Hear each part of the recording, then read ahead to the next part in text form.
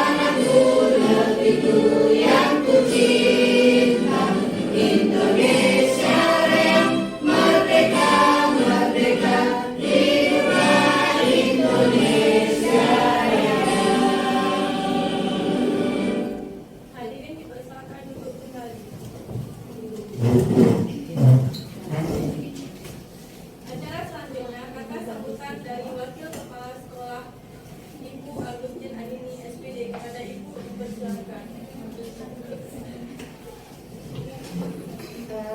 Baiklah, assalamualaikum warahmatullahi wabarakatuh. Puji syukur kita panjatkan kehadiran Allah Subhanahu Wa Taala yang mana pada hari ini masih bisa bertemu di ruangan yang sederhana ini.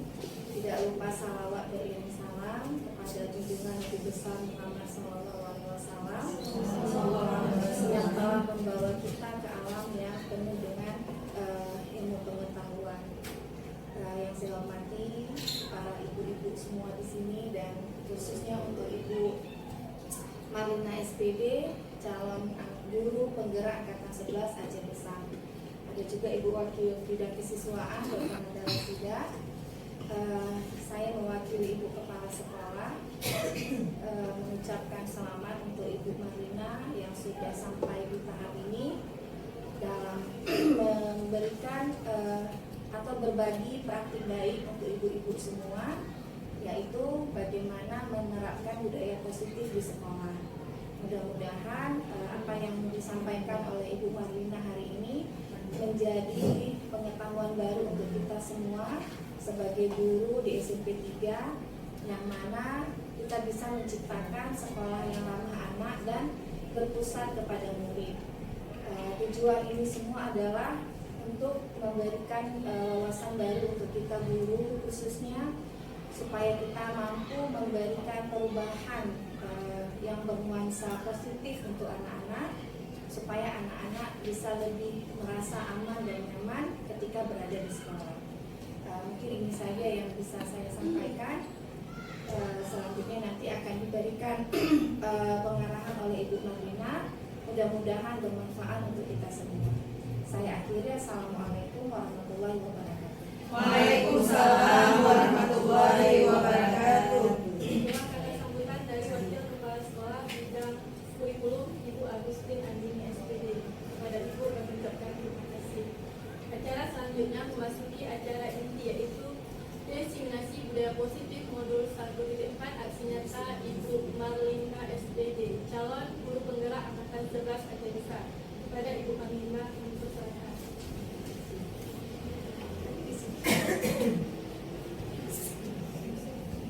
Assalamualaikum warahmatullahi wabarakatuh. Waalaikumsalam warahmatullahi wabarakatuh. Alhamdulillah rabbil alamin, wassalatu wassalamu ala asyrofil anbiya'i wal mursalin wa ala alihi wa sahbihi ajma'in. Pertama-tama marilah kita panjatkan puji dan syukur kepada Allah Subhanahu wa taala yang mana telah menciptakan dunia begitu cantik, yang begitu lengkap.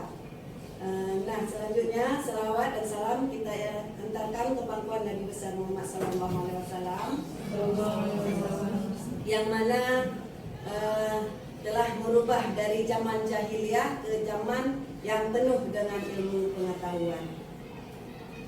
Nah, terima kasih ibu-ibu yang telah berhadir memenuhi undangan saya dalam acara Diseminasi Budaya Positif Modul 1.4 Aksi Nyata. Nah, adapun tujuan saya di sini untuk menyampaikan budaya positif terhadap murid-murid kita yang ada di SMP 3 Ingen Jaya.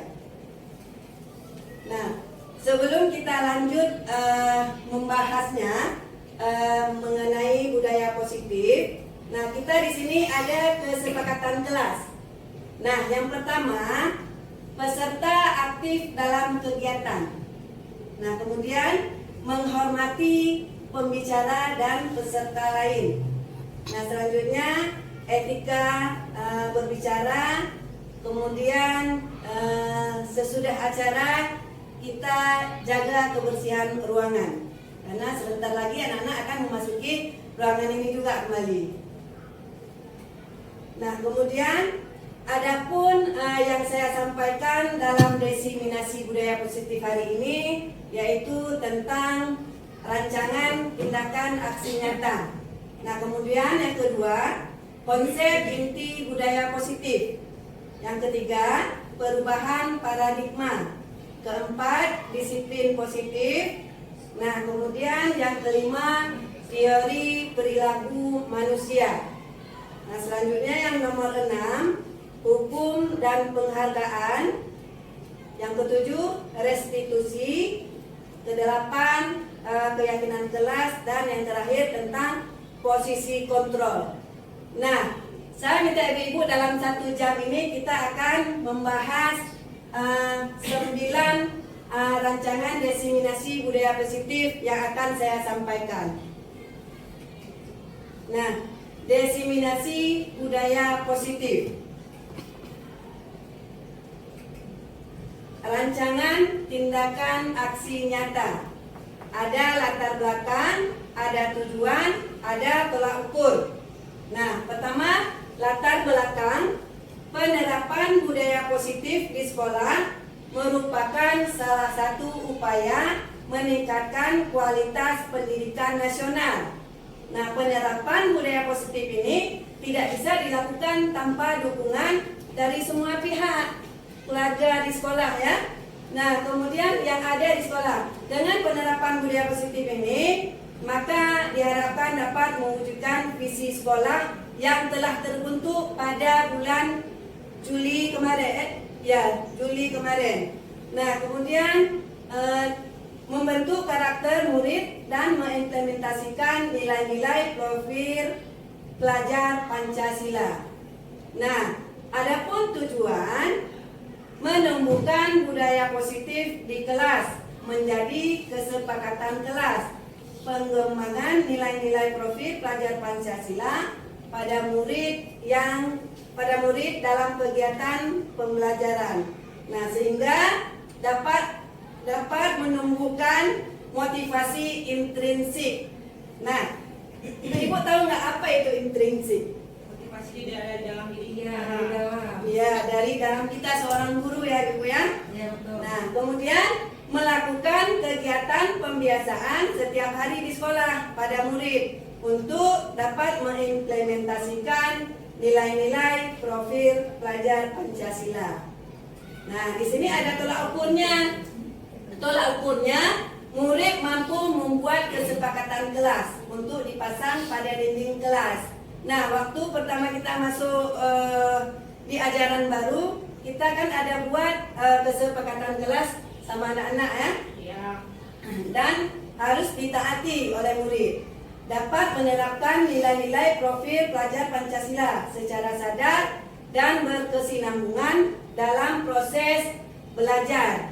Nah, kemudian murid juga terlibat aktif dalam kegiatan sekolah dengan secara sadar mengamalkan nilai-nilai profil pelajar Pancasila sehingga terciptanya pembelajaran yang menyenangkan dan berpihak pada murid.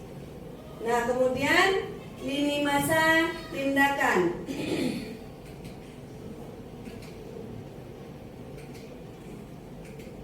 Lini masa tindakan. Nah, yang pertama ada sosialisasi kepada seluruh warga sekolah. Berarti seluruh warga sekolah ini siapa saja?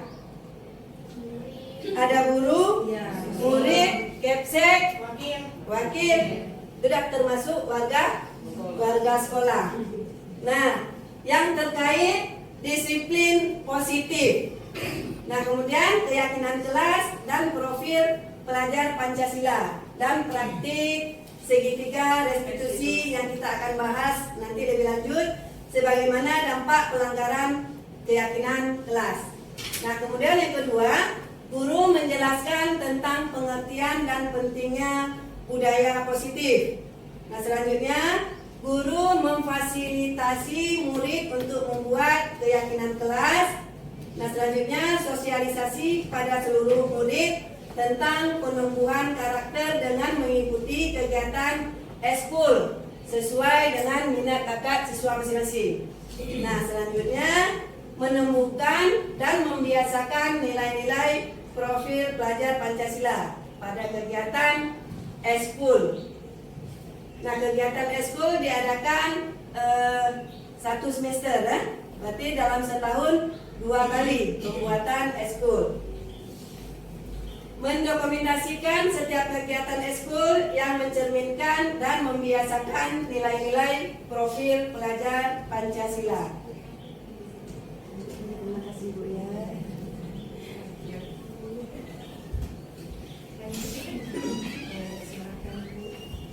Nah, kemudian ada dukungan. Nah, dukungan yang saya dapat dari seluruh warga sekolah yang tadi sudah kita jelaskan, ada kepala sekolah, guru, murid, dan TU ya, serta berpartisipasi aktif orang tua di rumah dalam membiasakan budaya positif. Kemudian ada dukungan semua warga sekolah teladan bagi murid dalam menanamkan budaya positif di sekolah. Nah, selanjutnya berkolaborasi berkelanjutan semua warga, guru, kepsek, murid, dan orang tua siswa dalam menciptakan serta membiasakan budaya positif di sekolah.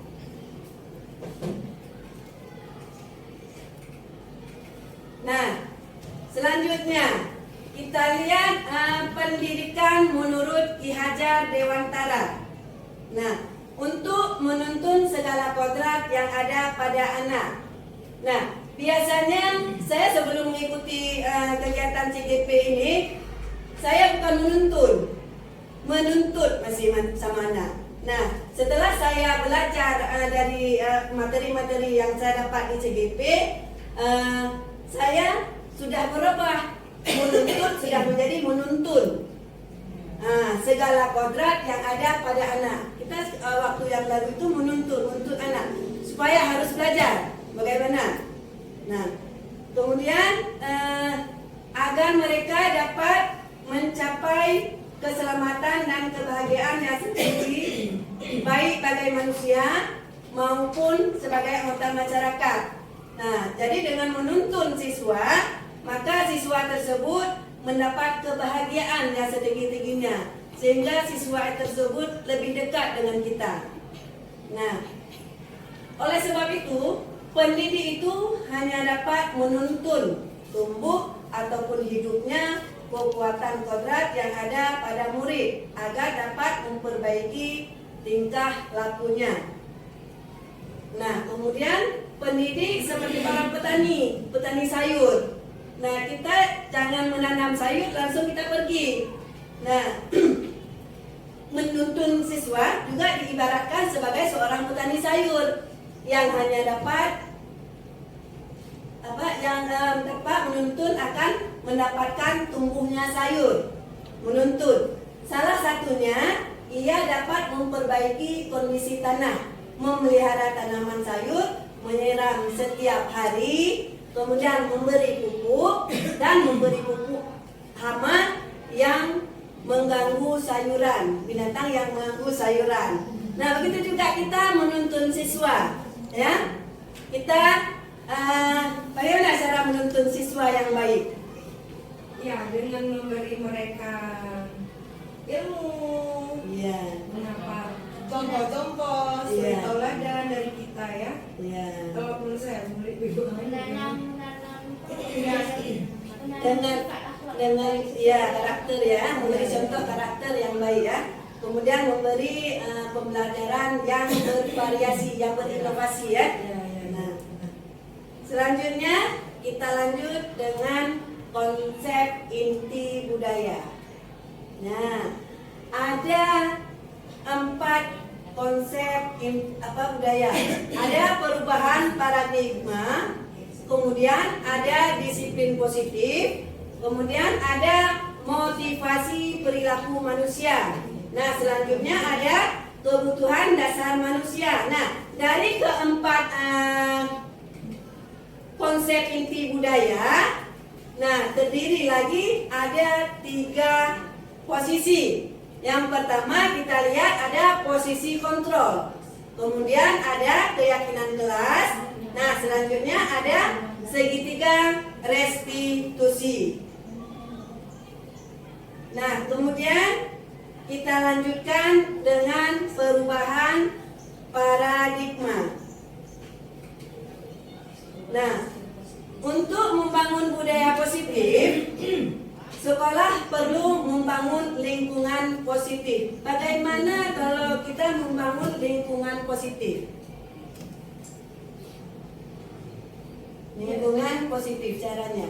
Lingkungan yang baik, yang nyaman, Lingkungan yang nyaman ya. Lingkungan nyaman untuk siswa, untuk murid kita. Baik Bu, terima kasih. Dan kemudian aman. Untuk membangun budaya positif, sekolah perlu membangun lingkungan positif, aman dan nyaman. Nah, di sini sudah dijelaskan agar mampu berpikir, bertindak dan menciptakan dengan merdeka, mandiri dan bertanggung jawab. Nah, siswa tersebut ya. Nah, kemudian lazimnya disiplin sering dikaitkan dengan kontrol. Dalam hal ini kontrol guru dalam menghadapi murid. Nah, selanjutnya ada dimensi dan elemen profil pelajar Pancasila.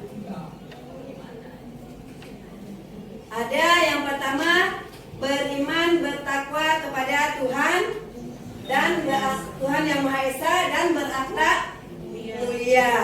Nah, kemudian berkebinekaan global, ada mandiri, gotong royong, bernalar kritis, dan kreatif. Masih ingat Ibu nggak lagu pelajar Pancasila? Ayo kita coba sama-sama menyanyikan lagu Pancasila. Boleh. 1, 2, 3. Pelajar Pancasila beriman dan bertakwa pada Tuhan yang Esa dan berakhlak mulia. Gotong royong global, gotong royong mandiri.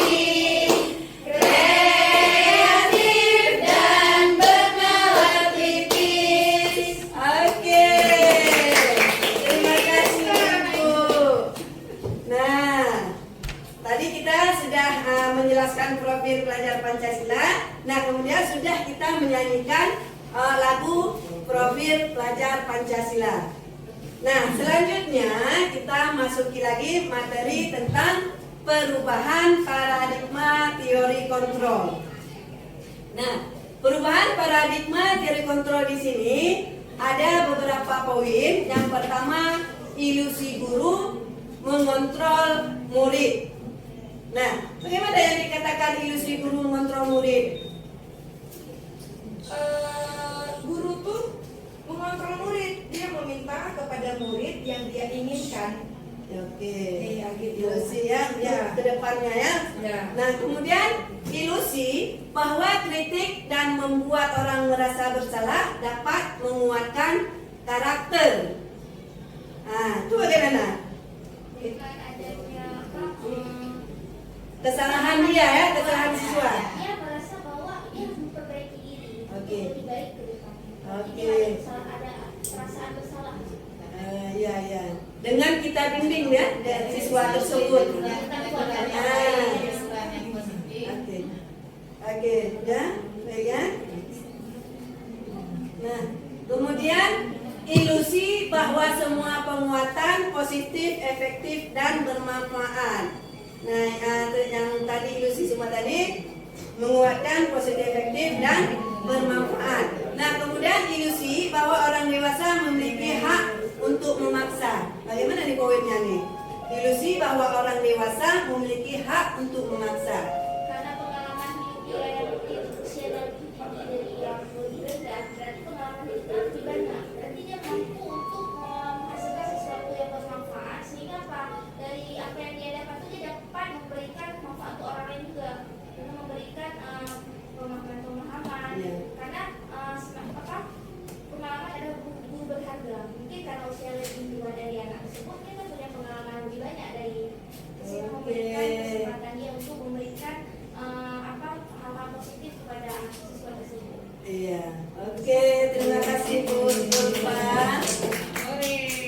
Nah, selanjutnya kita masuki dengan perubahan paradigma stimulus respon teori kontrol. Nah, siapa sesungguhnya yang memiliki kontrol? Siapa di sini? Nah, kita lihat stimulus respon. Ada teori kontrol. Nah, yang pertama kalau kita lihat dari stimulus respon, kita mencoba mengubah orang agar berpandangan sama dengan kita. Nah, kita lihat teori kontrolnya, kita berusaha memahami pandangan orang lain tentang dunia. Perilaku buruk dilihat sebagai suatu kesalahan. Nah, kita lihat teori kontrolnya, semua perilaku memiliki tujuan. Nah, selanjutnya orang lain bisa mengontrol saya. Orang lain bisa nggak mengontrol orang lain? Tidak ya? Nah, cuman hanya Anda yang bisa mengontrol diri kita. Saya sendiri yang bisa mengontrol, bukan orang lain yang mengontrol saya. Nah, kemudian saya bisa mengontrol orang lain, juga tidak bisa, Bu ya. Nah, kemudian Anda tidak bisa mengontrol orang lain. Kemudian pemaksaan ada pada saat rujukan gagal. Bisa nggak kita pakai ini? Pemaksaan ada pada saat rujukan gagal. Paksaan. Nah, seharusnya kita saling berkolaborasi dan konsensus menciptakan pilihan-pilihan baru, bukan pemaksaan. Kamu harus tuh, ibu, salah tuh, harus begini, itu salah. Kita saling berkolaborasi dan konsensus menciptakan pilihan-pilihan baru. Kita jangan pertimbang ide kita sendiri, berarti. Nah, kemudian model berpikir menang atau kalah. Nah, kita di sini bukan kompetisi menang kalah, ya. Kita sama-sama belajar. Nah, yang seharusnya model berpikir menang. Sama-sama kita saling kolaborasi. Nah, mungkin udah lelah ya. Nah, kita balik lagi ke speaking sebentar. Boleh. lepas ini. Nah, yang pertama ada 2 SPK. Yang pertama, clue berpikir sebelum menjawab. Nah, kita putar-putar arah kepala Rizky. Nah, kemudian pertanyaannya, es teh manis dicampur lontong sayur, jadinya apa? Nah, jawabannya titik-titik, titik-titik. Mari kita berpikir. Sebelum menjawab. Iya. Es teh manis. Memang soalnya ya, memang kayak mana membuat kita pusing.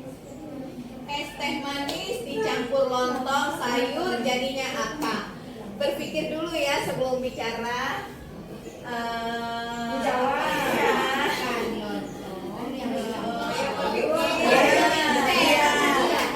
Lawak Yanti mungkin bisa. Bu Arma Saya berpikir dulu Bu Mar Nah, sebelum menjawab. ya itu. Berpikir ya, bagaimana cara berpikirnya? Gimana ya? Makan lontong yang dicampur sayur, habis itu minum esnya. Sudah sesuai dengan jawaban. Lontong sayur es teh dingin. Si Ros itu nggak berpikir pasti sebelum Iya. menjawab. Ini cluenya karena kan berpikir sebelum menjawab. Pertanyaannya es teh manis dicampur lontong sayur jadinya apa? Lihat cluenya. Iya, saya berpikir. Berpikir. Oke. Saya berpikir dulu Bu Maria belum Iya. jawab. Ya. Oke ya. Aplaus dulu untuk Arma Yanti. Nanti kita lihat jawabannya ya. Ya, ya Bu, ya betul. Nah, kemudian yang kedua, cluenya boleh ikut harus bawa barang.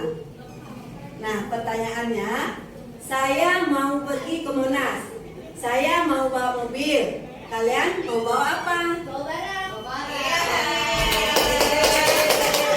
Bawa barang. Coba berpikir lagi, lebih boleh ikut harus bawa barang. Cluenya. Bawa barang. Iya, barangnya apa?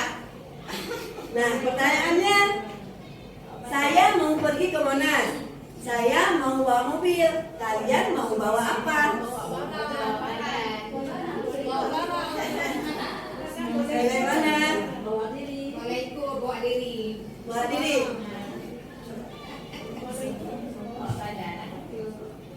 Nah, kita lihat jawabannya ya. Nah, tadi yang pertama, soal yang pertama jawabannya betul itu Arma Yanti ya. Iya. Jawabannya yang penting kita lihat cluenya berpikir. Jadi wajah gorengan. Terserah ini jawaban apa. Yang penting kata intinya berpikir. Oke. Nah, kemudian jawaban yang kedua. Nah, Bawa tebakan ini jawabannya bisa apa saja selama Anda paham kuncinya. Kunci yang clue tadi apa tadi? pergi ke Monas bawa barang. Barangnya. Penanya ingin pergi ke Monas, maka ada huruf MONAS.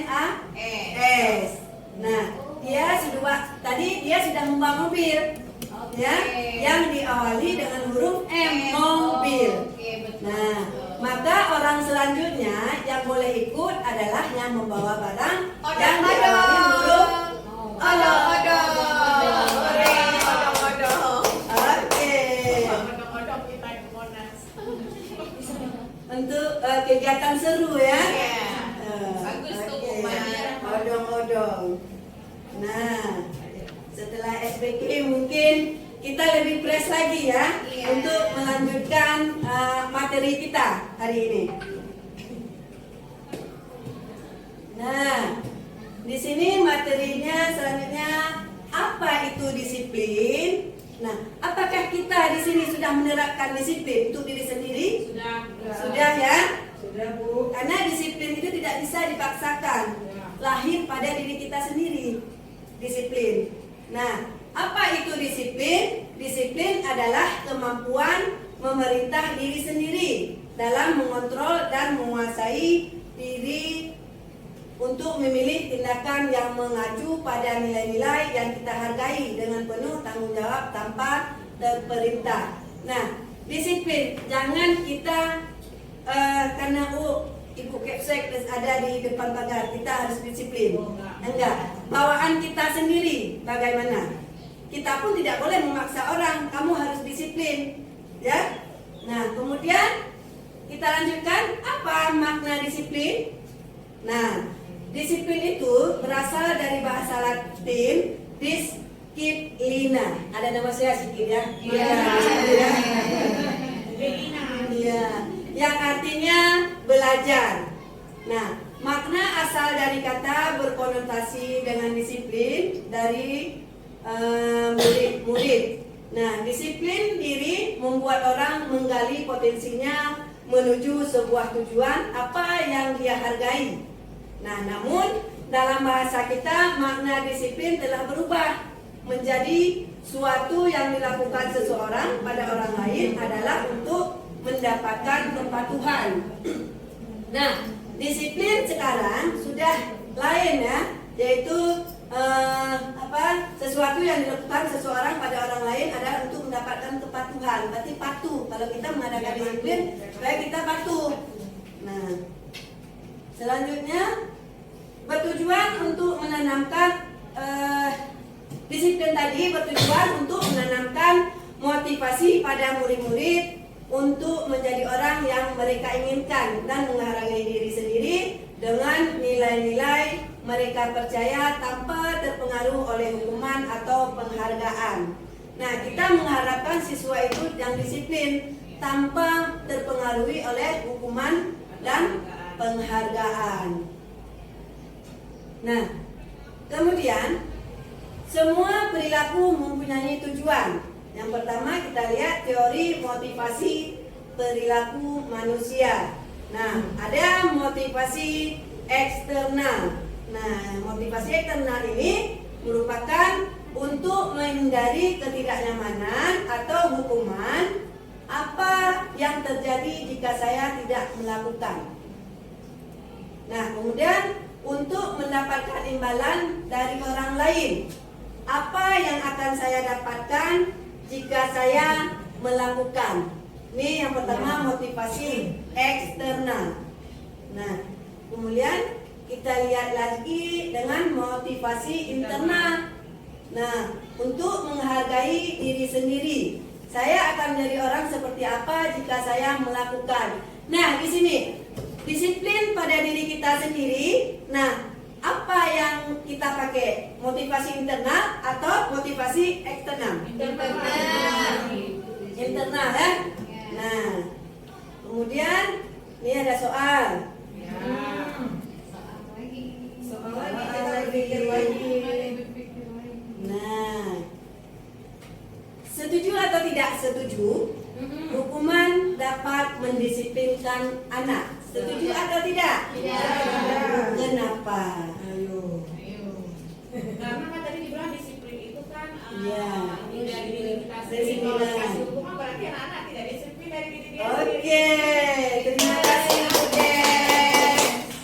Nah, selanjutnya pemberian hukuman dengan hal positif seperti membaca atau memberikan halaman sekolah, membersihkan halaman sekolah dapat meningkatkan disiplin anak. Setuju atau tidak? Setuju. Oke. Memberi hukuman dengan hal positif, hal baik seperti membaca atau membersihkan halaman sekolah. Karena hukuman yang diberikan itu memberikan manfaat. Mendidik, mendidik ya, hukuman yang mendidik, yang positif ya. Nah, kemudian kita lihat lagi yang ketiga, memberi penghargaan dapat meningkatkan motivasi belajar anak. Setuju atau tidak? Tidak. Nah, penghargaan ya. Nah, kalau kita kasih penghargaan untuk siswa, jadi besoknya dia tetap juga minta, juga malas ya. Iya. Tergantungnya jadinya. Iya. Betul. Dengan dia, oh, coba nak jawab ini, nanti ibu kasih hadiah. Nah, besok juga begitu dia melakukannya ya. Berarti ini tidak setuju ya, tidak Bu. Nah, kemudian tugas perbedaan hukuman dan konsekuensi. Nah, yang pertama kita lihat ada tindakan guru. Nah, mencatat 50 kali di dalam buku dengan kalimat saya tidak akan membolos sekolah lagi. Hukuman atau konsekuensi? Konsekuensi.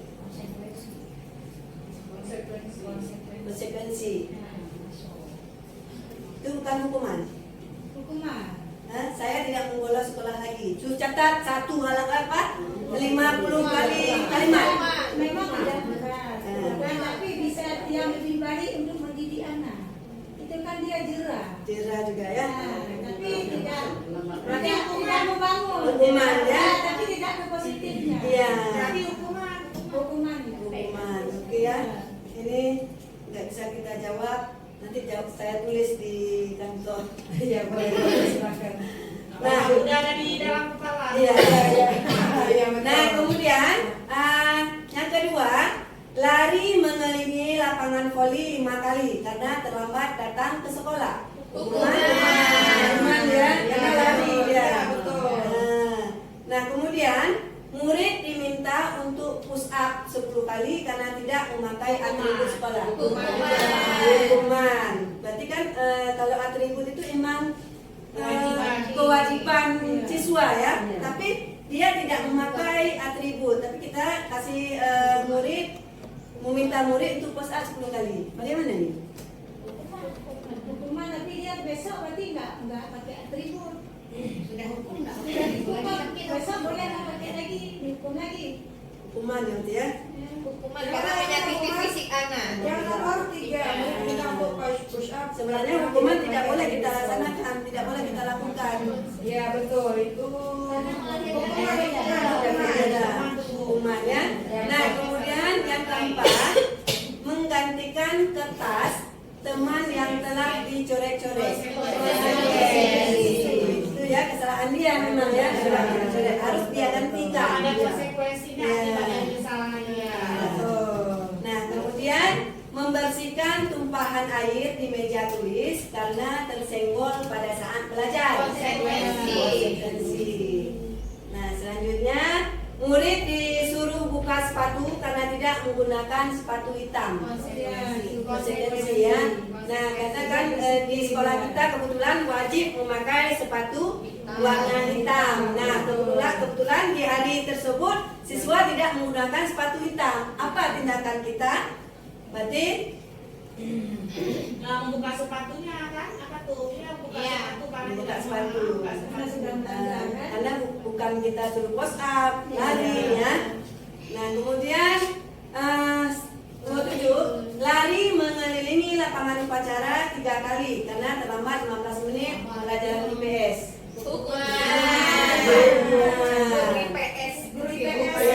Mengelilingi lapangannya itu tindakan yang tidak benar kalau kita kasih hukuman ke siswa. Nah, kita lihat sekarang hukuman penghargaan. Tadi udah kita jelaskan lagi, hukuman ada penghargaan.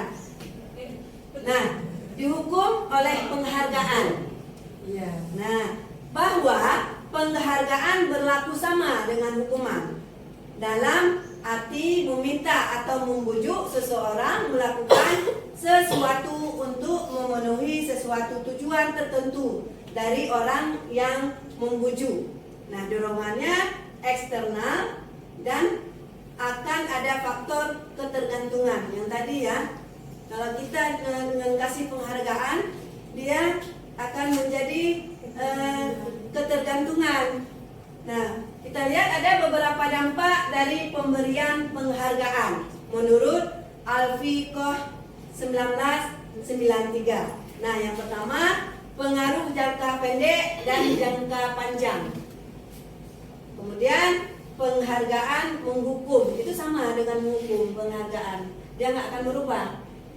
Penghargaan mengurangi ketepatan.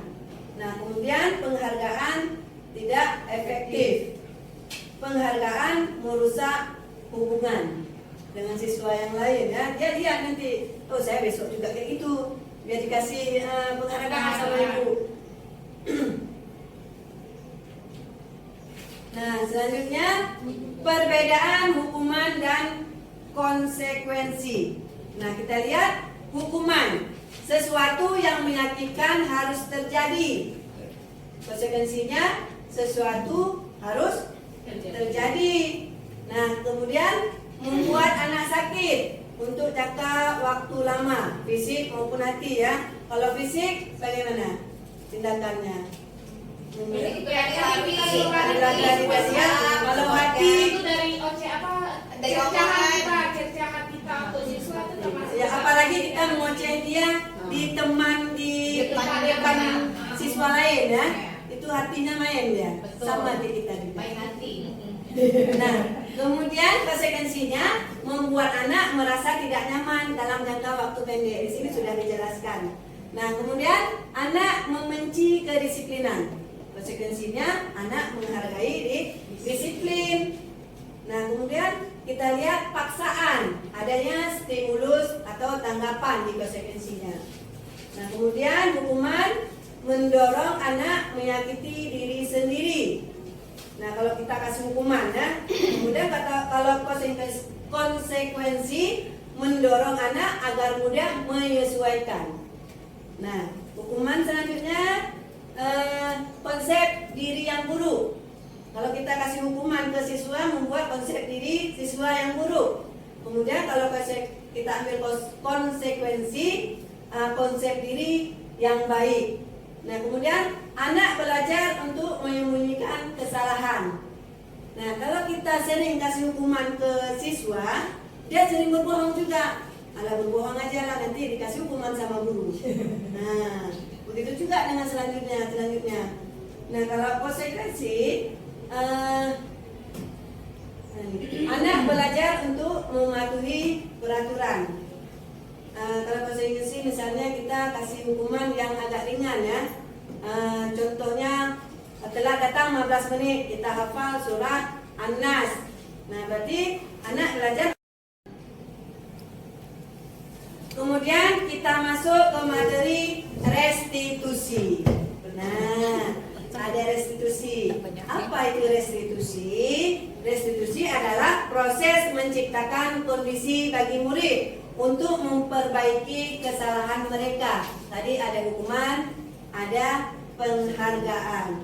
Nah, kemudian ada restitusi. Restitusi ini apa? Untuk menciptakan kondisi bagi murid untuk memperbaiki kesalahan mereka tadi, sehingga mereka bisa kembali pada kelompok mereka dengan karakter yang lebih kuat. Nah, restitusi juga merupakan proses kolaboratif yang mengerjakan murid untuk mencari solusi untuk masalah mereka. Nah, membantu murid berpikir tentang orang seperti apa yang mereka ingin menjadi tujuan yang mulia dan bagaimana mereka harus diperlakukan orang lain. Nah, di sini ada segitiga restitusi. Nah, ada, kalau kita bayangkan seperti kue kerucut tuh ya. Kue khas Aceh. Nah, di sini kita bayangkan kue khas Aceh itu. Oh, di sini ada validasi kebutuhan. Oh, di sini ada menanyakan keyakinan. Kemudian ada menstabilkan identitas. Nah, kemudian kita lihat validasi kebutuhan itu ada 2. Nah, kamu tentu punya alasan mengapa melakukan itu. Kalau anak punya masalah, misalnya dia cabut. Nah, kita lihat validasi kebutuhan. Nah, kita tanya, kamu tentu punya alasan mengapa kamu lakukan itu, melakukan cabut ya misalnya. Nah, kemudian adakah cara yang lebih efektif untuk mendapatkan apa yang kamu butuhkan? Itu dari segi validasi kebutuhan. Nah, kemudian kita lihat lagi sebelah kanannya ada menanyakan keyakinan. Nah, contohnya nilai-nilai apa yang telah kita sepakati. Nah, kita sepakati ini dari keyakinan kelas yang telah kita buat. Nah, kemudian contoh lain, kamu ingin jadi orang yang seperti apa? Kita tanya sama siswanya ya. Nah, kemudian menstabilkan identitas. Nah, setiap orang pasti pernah melakukan kesalahan. Itu yang kita tanyakan ke siswa ya. Jangan kamu, oh kamu nggak boleh itu, kamu gini. Itu seperti menghukum ya. Ya, penghukum. Kemudian contohnya lagi, kamu bukan satu-satunya yang pernah melakukan ini. Betul. Tadi secara lembut ya, dia pun menerima secara lembut. Iya.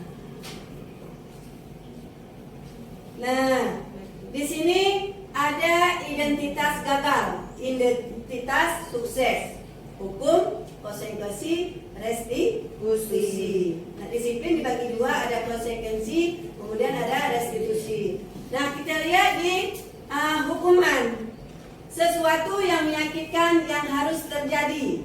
Nah, kita lihat ke identitas sukses, konsekuensi, sesuatu harus terjadi.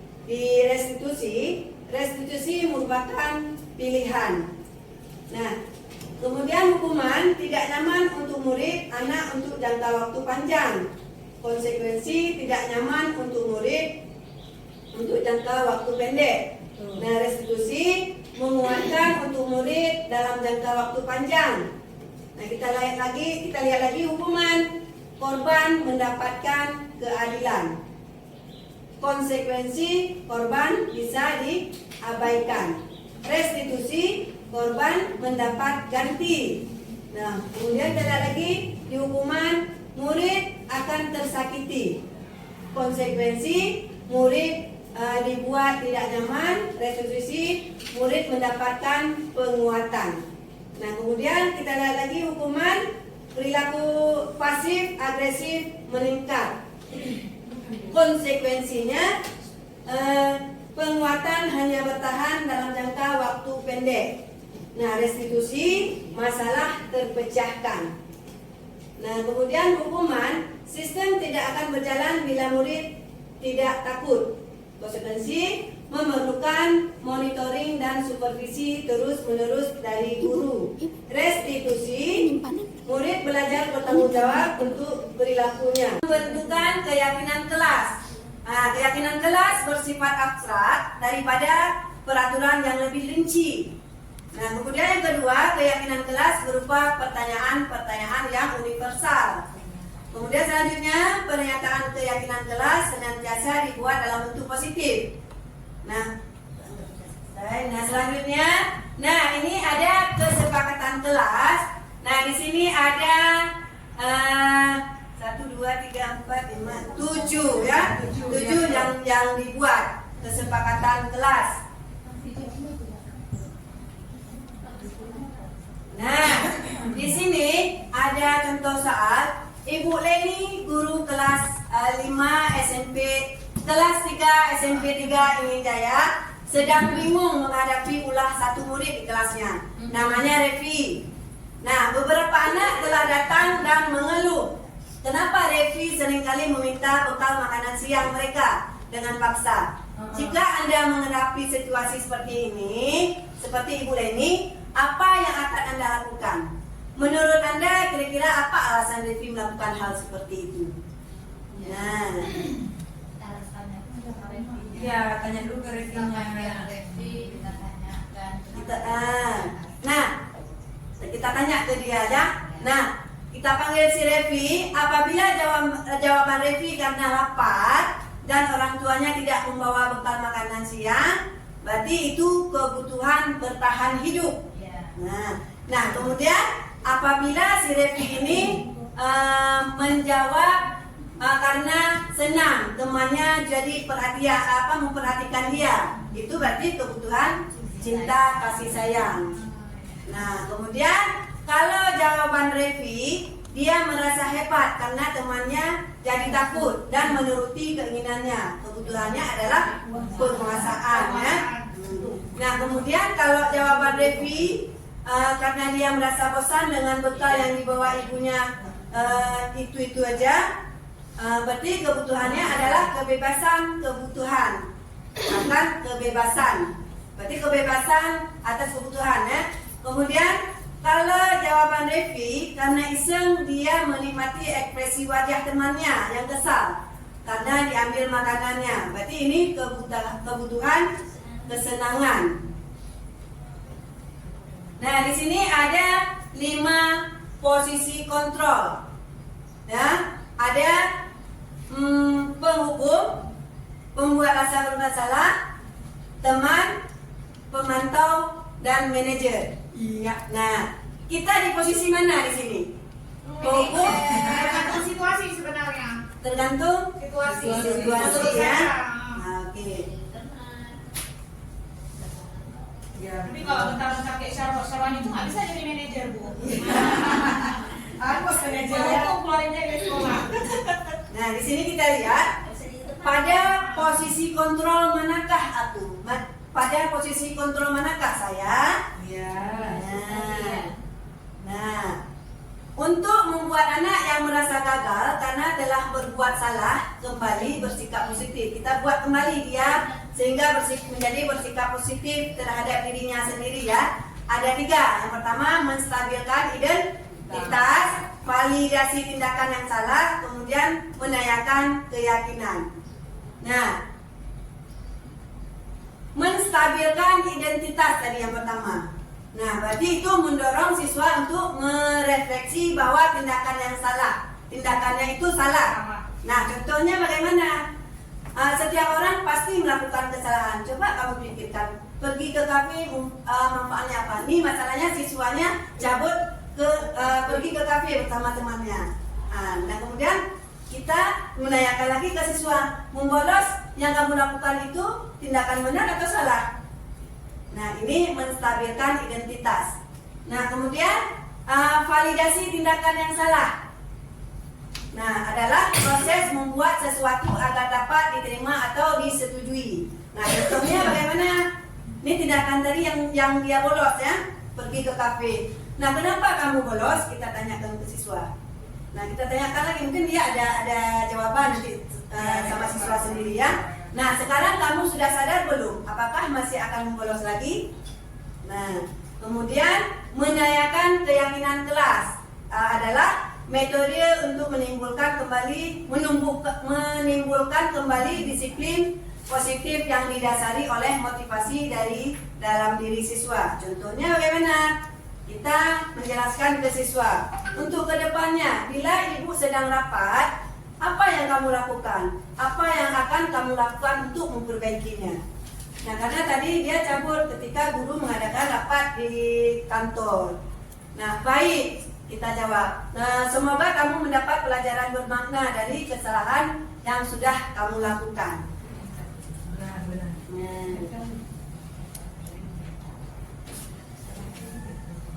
Menanyakan keyakinan kelas. Guru berkata, apa nilai yang kita percaya di kelas kita? Nilai-nilai universal apa yang telah kita sepakati? Nah, kelas yang jadi ideal itu seperti apa sih? Kamu ingin jadi anak seperti apa? Apa yang kamu rasakan ketika kamu melakukan itu? Kamu menjadi orang yang seperti apa? Nah, anak melihat kesalahannya dihubungkan dengan norma-norma sosial dan nilai-nilai yang mendasari manusia berinteraksi dengan orang lain. Nah, di sini ada disiplin positif. Teori kontrol yaitu teori pilihan dari Dr. William Glasser. Nah, teori posisi ya. Yang pertama kita lihat, Anda tidak bisa mengontrol orang lain, hanya Anda yang bisa mengontrol diri sendiri. Itu makna disiplinnya, berarti belajar kontrol diri dengan menggali potensi kita agar tercapai tujuan yang mulia. Nah, kita lihat lagi, semua perilaku memiliki tujuan. Teori motivasi, yaitu yang pertama untuk menghindari hukuman, kemudian untuk mendapat imbalan. Yang tadi ya, ada motivasi eksternal, kemudian ada motivasi eksternal. Nah, di sini ada 5 posisi kontrol. Yang pertama penghukum, 2 pembuat rasa bersalah, teman, pemantau, dan manajer.